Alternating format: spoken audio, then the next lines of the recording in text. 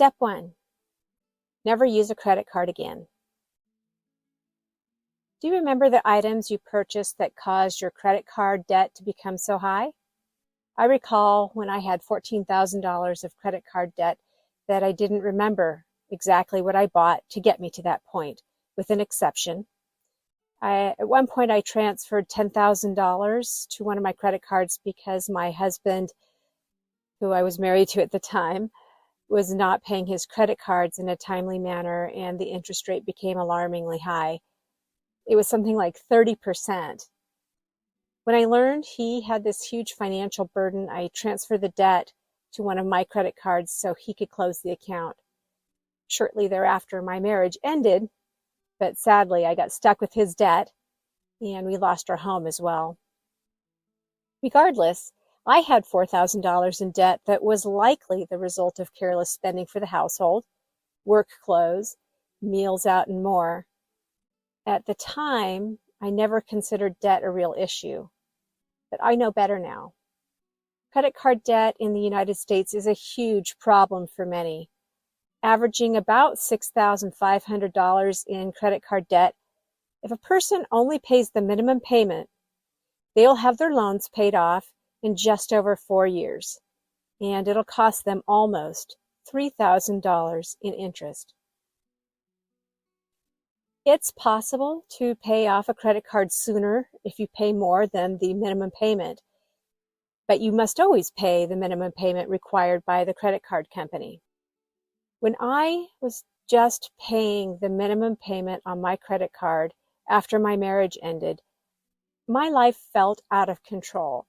I was struggling financially, and I decided that I needed to take control of my financial life. I made a choice to stop using my credit cards, and I started paying as much as I could possibly afford in order to pay off the $14,000 in credit card debt that I had. It took 20 months, that's almost 2 years, and it was totally worth it. Once I was able to pay off my credit card debt, I worked on my student loan, and then I worked on my car loan. I was making about 20% under the median income for the area I was living in, so my rent and my other living expenses were high compared to my take-home. Living debt-free is financial freedom. What I mean by this is consider the job you have. Is it the job you want, your dream job, or is it a means to an end? If you could change jobs, even if it meant making less money in order to work in a way that has deep meaning, would you be able to do this? What about a family emergency? What would happen if you had to take an unexpected leave from work for 2 weeks to travel out of town to help a family member? Could you do that without facing a massive financial burden? Could you do that without charging the entire trip, including the time off, to a credit card? If you want to take a vacation, do you have to finance it? Financial freedom means not having to worry about leaving work unpaid for a few days or a couple of weeks to help a loved one. It means taking a well-earned vacation without increasing your debt load. It means working in a way that feels fulfilling to you in an area that you're passionate about. I know, because that's how I live. Think back to the last time you paid for something on a credit card. It might have been gas for your car, or a new pair of shoes, or a dinner out with your honey. Did you pay for that immediately, or did you pay for it over time by making a minimum or low payment on your credit card? Were you able to pay off your card before interest was charged for that dinner out? This is how people get in trouble. They charge consumables on credit cards. Wealthy people use debt to increase assets. For example, they buy real estate that increases in value over time. Consumables are items that decrease in value over time, sometimes immediately. For example, a lovely meal in a fancy restaurant. It decreases in value when you consume it because of what it becomes. I'm sure you understand what I'm speaking about. What does all food become once it's consumed? I can assure you that even though I knew how $10,000 of credit card debt came about, I had no idea how I got into $4,000 of credit card debt. It could have been anything. Most likely it was clothes for work since I was a salesperson and knew I had to look the part. And meals out. I like to have a great meal, and with a background in hospitality, I had a lot of experience with great meals at upscale venues accompanied by fantastic wine. It was my lifestyle. I also spent a lot of money golfing. Honestly, when I look back at that time, I was utterly irresponsible. My teenage daughters had an automated cash machine at home impersonating parents. I golfed most weekends, at least 18 holes, and sometimes a couple of days after work I would play 9 holes. I had a family cabin in the mountains, and we would go snowboarding often during the winter at $100 per lift ticket for a family of 4.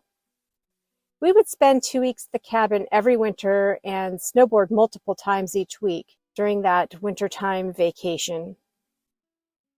My life was golf most of the late spring, summer, and fall, with winter sports rounding out my winter. All these activities were expensive, but as a married person with 2 incomes, it felt fine. I never thought about the debt. Facing your debt load honestly and committing to change is the first step you have to take to gain control over the money that you have. When I realized that I was a one-income family with no outside financial support and that my circumstances were under my control, I felt terrified at first and overwhelmed.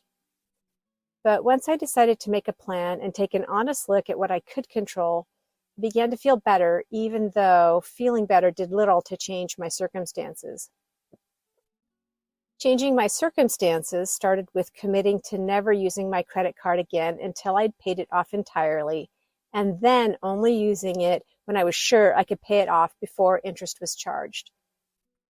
This lifestyle is ingrained in how I live now.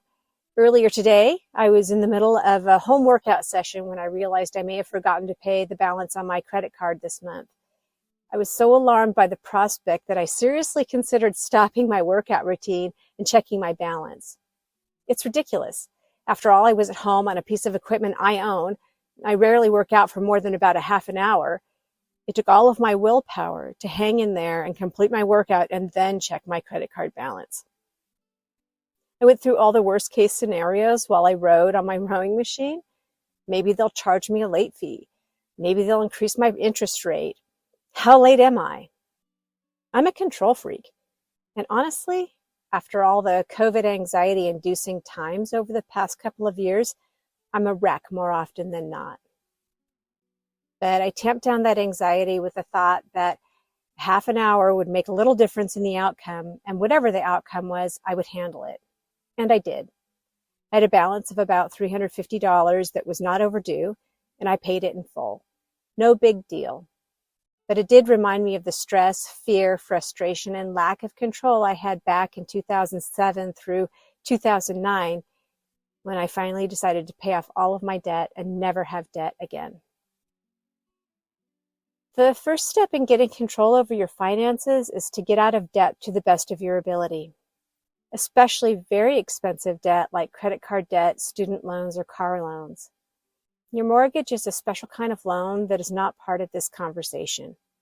I'm challenging you to take a hard look at what you owe and commit to not using your credit card until you have your very expensive debt paid off.